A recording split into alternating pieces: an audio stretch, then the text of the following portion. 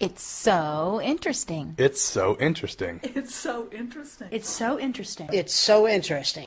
Welcome to It's So Interesting, where people in the arts, sciences, and commerce talk about their work and life experiences. I am your host, George Spitzer.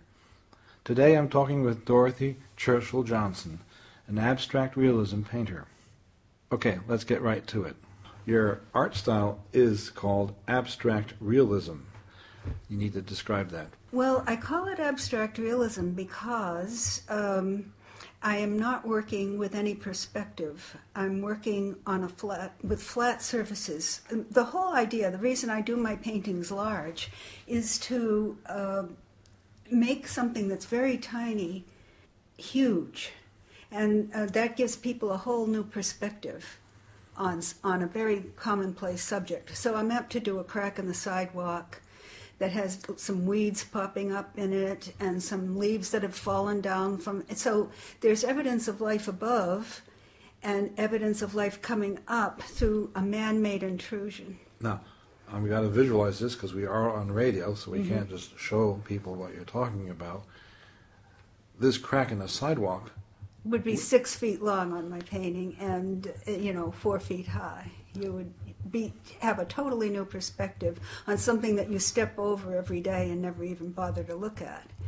And that's kind of the whole meaning of my work. That's why I work large.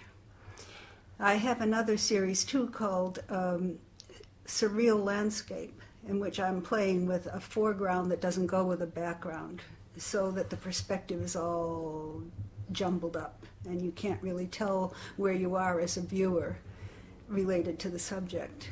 So you are bending reality by perspective. Exactly. In other words, can you bend a spoon just with your mind? Well, I'm hoping to bend a few minds anyway when they see the work. But you do it visually on the screen instead of bending a spoon. Right. Oh, fascinating. I can't help but notice that you are 5 foot. How tall are you? Oh, 5'2". It's a sore subject with me. I hate being this short. Well, let anyone imagine what they want. You're very pretty and petite, but you say your paintings are 4 foot by 6 foot.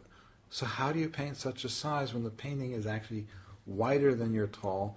Or 4 foot high painting, assuming it's on an easel, is probably higher than you are. So what do? Do you paint on a ladder? I have been known to stand on a step stool, but generally I turn the painting around and work on it upside down. And that presents a lot of difficulties because you have to remember which direction your shadows are going in. You're used to painting them in one direction, then you turn the painting and you have to paint them in the opposite direction. And also, it's harder to work on a subject upside down than it is right side up. So that is a bit of a problem. So not only are you doing the abstract realism to show a different perspective than reality, you on top of it have to turn that around upside down and keep that straight in your mind. Right. So you're doubling your abstract reality. Yeah. Oh, amazing. Now, one other question I have is, a painting of that size, I'm sure all your paintings aren't that size, but most of them are. Most of them, yeah. 3 by 5, 4 by 6 feet, not inches. People buy your paintings, you're a professional artist, you earn your living that way, but you need to have wall space to hang that. And so would it restrict the clientele? Well, actually, I've sold a lot to corporations who have big spaces to fill. I've sold pieces, for instance, to Bristol Myers Squibb and hotels and American Home Products in New York. But you'd be surprised how many paintings can hang in a small space. My workspace is 575 square feet, and I managed to hang 11 big pieces in that area. Your workspace is either your home, or is that your studio, it's or is it both? Both. So your studio is in your home, and combined it's 575 square feet. But I do have separate storage, which yeah. The thing is that everybody has a wall big enough for at least one big painting. It's just using your imagination to find the spot for it. I have a lot of collectors who have as many as 11 of my pieces. So And they follow you carefully on your website to see what's One new. hopes. Yeah, and also people buy your paintings because of the color scheme and the decorating in the room, or is it just because of the painting itself, and then they make it fit somewhere?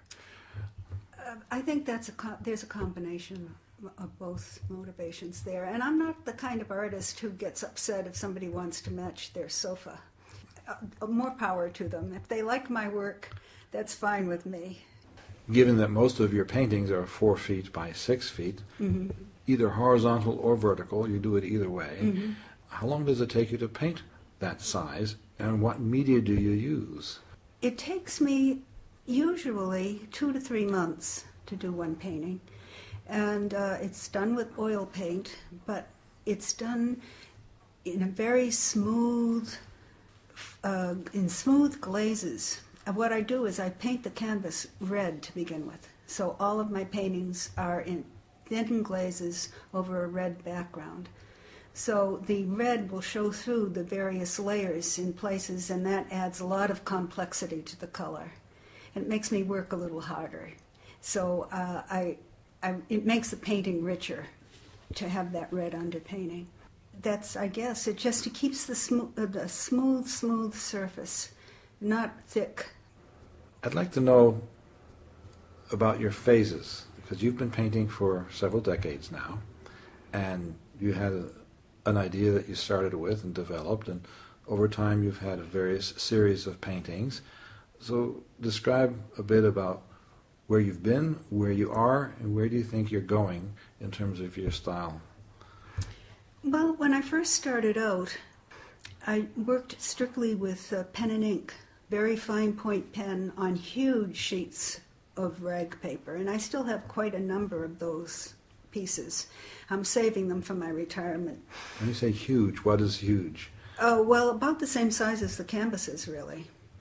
And all done with a fine point pen. And when I explain that it's everything, the entire image, to a fine finish, photographic realism, all done with tiny crosshatch marks, you'll understand why I don't do that anymore.